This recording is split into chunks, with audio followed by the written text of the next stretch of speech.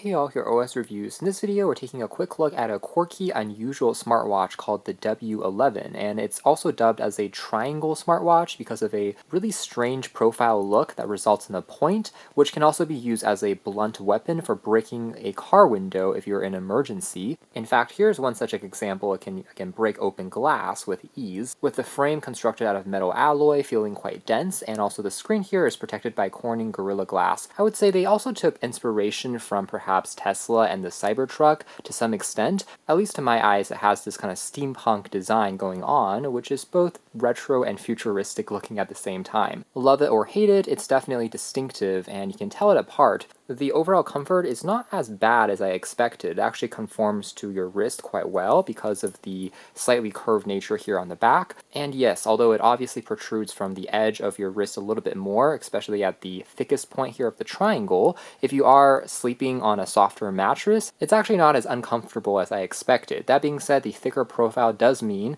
like on other rugged smartwatches, it may bang onto objects a little bit more if you're not too careful. Case in point here is a side-by-side with a more standard smartwatch in terms of thickness, so I suppose you are trading some of the practicality of a more slim and lightweight design for a more distinctive look. And obviously fashion is subjective, whether or not you like this or not will vary from person to person. But despite success or failure, at least they're trying something a little bit different. Aside from the more durable build and design, however, features of the W11 are still relatively light. It's more like a fitness tracker with a larger screen as compared to something like an Apple Watch or Android Wear smartwatch. But it will still provide you with basic notifications in addition to tracking things like steps, heart rate, SpO2 blood oxygen, and sleep at night, which we'll talk about more later on. Some other specs here include a 1.55-inch display. Now it is an IPS LCD screen, which offers decent viewing angles and brightness. Even if there is a little bit of light around you, it still looks okay. That being said, an OLED or AMOLED screen would obviously be better for providing even more contrast. Viewing angles aren't bad though,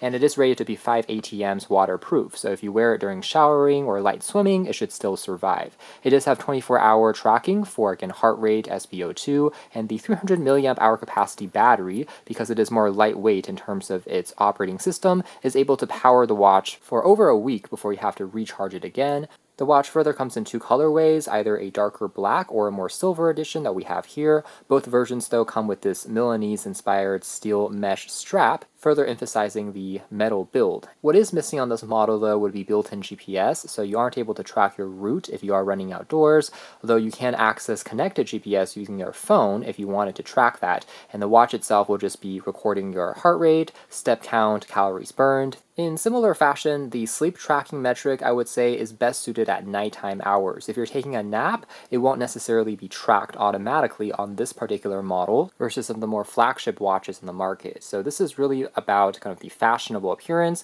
the screen being slightly tilted upwards at around 21 degrees. They also claim is a little bit more ergonomic as you're looking at the display. So speaking of taking a closer look here, we do have some interesting gradients between a more polished versus a brushed appearance, but it is a unibody chunk of stainless steel. Just one crown key here for waking up the screen and also turning it off. The watch straps can also be removed and adjusted to other styles, and then we have just the charging contacts as well as the SpO2 and heart rate monitors with a little bit of plastic here on the rear to make it slightly more comfy, which then transitions into the steel frame down below. Again, very sturdy feeling. Other packaging contents include just the charging cable using magnetic pogo contacts, as well as a quick user guide. The companion app, by the way, is going to be compatible with both iOS and Android alike.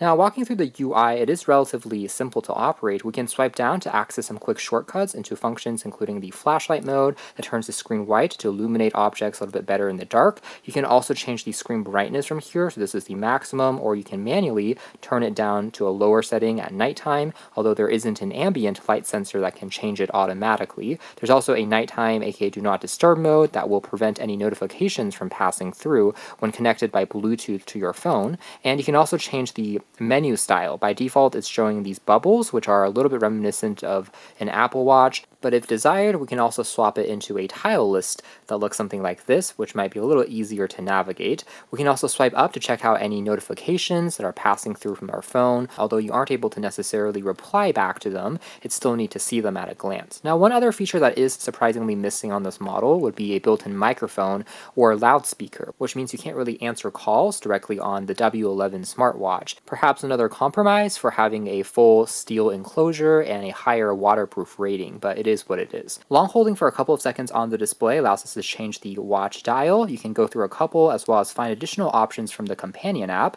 And overall, again, for an IPS LCD screen, it's not bad looking. Overall colors as well as, again, viewing angles all seem to be quite satisfactory. Sharpness also looks quite good, even with more intricate watch dials that have a lot of details, and this animated one serves as a good example, although an AMOLED or OLED screen might have been even better for what it is, particularly because as a fashion smartwatch, they are charging a bit of a premium for that build, the W11 here retailing for around $100. Although it's not the most expensive wearable on the market, again, based on the feature set, you can definitely find alternatives which are more cost-effective, which might be only half the cost, but again, you are paying just a bit more here for this shell, constructed out of stainless steel, so value is also subjective to whether or not you find this look to be appealing or not. Otherwise, the carousel of widgets takes us through a activity status for how many steps and calories we've walked. The ring will fill up once we've reached our daily goal or status that we can set in the companion app. We can also take a look at our current heart rate as well as the highs and lows. The sleep tracking, again, will reset whenever you enter the PM, but during regular nighttime hours, it will be able to track your sleeping time as well as light versus deep sleep. The widget over will show your weather status, including highs and lows for a couple of days ahead, before returning to this main homepage. Now, as for the full list of applications, you can also check out your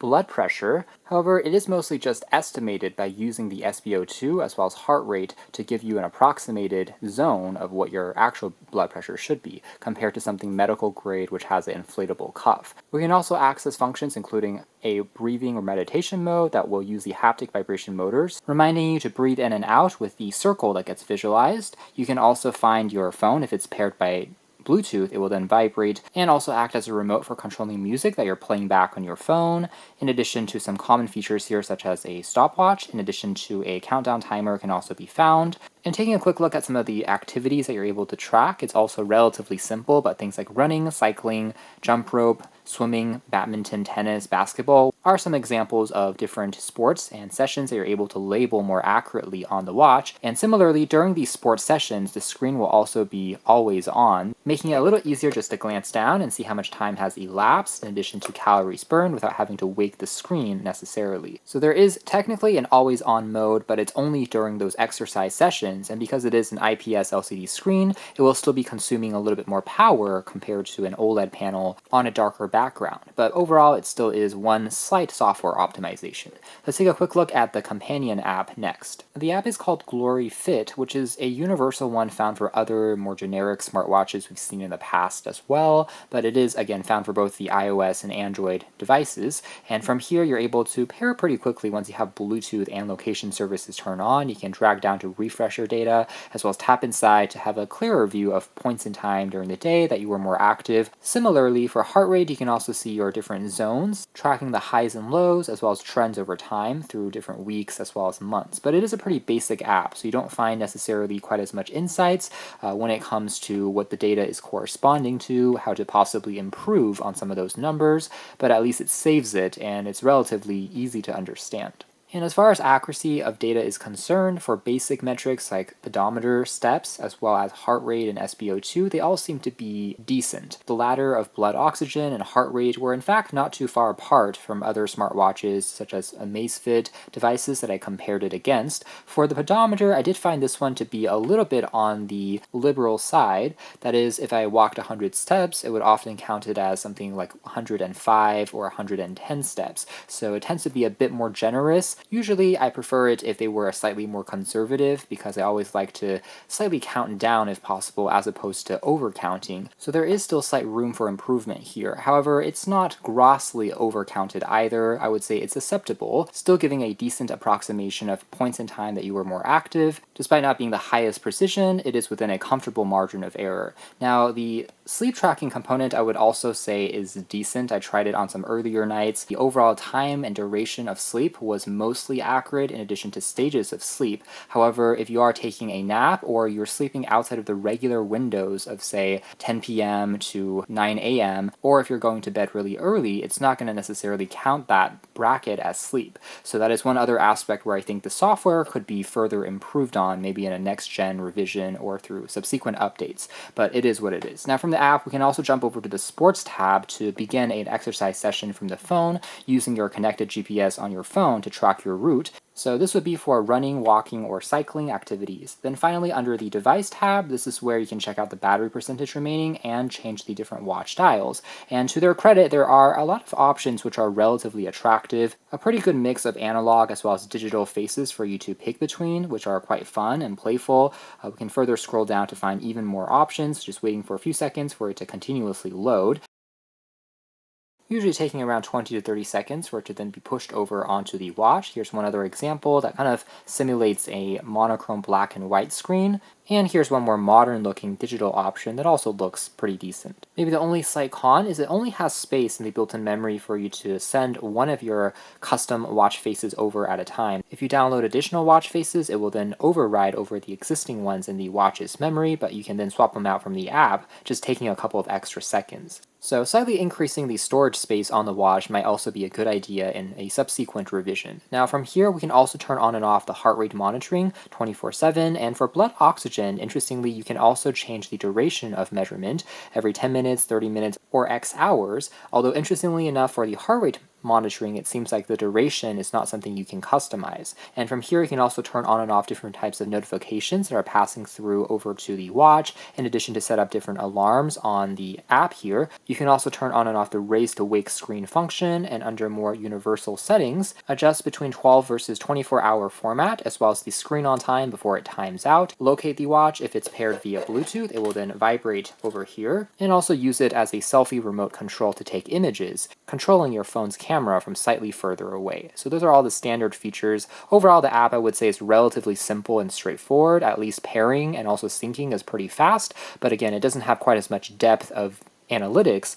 in terms of insights as on the more sophisticated smartwatches we've seen. So that is more or less it as far as our quick hands-on review of the W11 Triangle smartwatch, and I would probably classify this one as a fashion watch as opposed to being stacked with the most innovative features. Again, there are a couple of shortcomings, including would love to see an OLED screen in addition to continuous 24-hour sleep tracking, possibly adding built-in GPS as well would be neat to find for more of a off-road, rugged type of design that they're going after here. But at the end of the day, the build, as far as the hardware is concerned, is definitely quite premium with its full stainless steel frame that is going to be a bit more sturdy compared to the softer aluminum alloy we see on other watches, not to mention the majority which might be just using plastic. So this can also be, again, used as a blunt weapon when you do have to escape and break a window. And surprisingly, the wearing experience isn't quite as uncomfortable or unpractical as I expected looking at just the images alone, primarily because in person, I think the watch is still maybe a little bit smaller from a dimension point of view. So even though it's not the thinnest watch by any stretch, because it is a 1.5-inch screen compared to something like 2 inches or larger on certain other models, overall it's still manageable, I would say, even if you have slightly smaller wrists. But again, as far as features are concerned, very basic, so you have to be okay with just the essentials when it comes to just steps, heart rate, SpO2, and also quick notifications. So again, more like a fitness tracker in a slightly more premium case more than anything. But if you're okay with that and you like the way that it looks, it is certainly an interesting choice. And again, at least they're trying something a little bit different. You can check out more details if interested in the links down below. A very quirky, odd smartwatch at the end of the day, maybe even a bit niche. That has been the W11 Triangle shape smartwatch.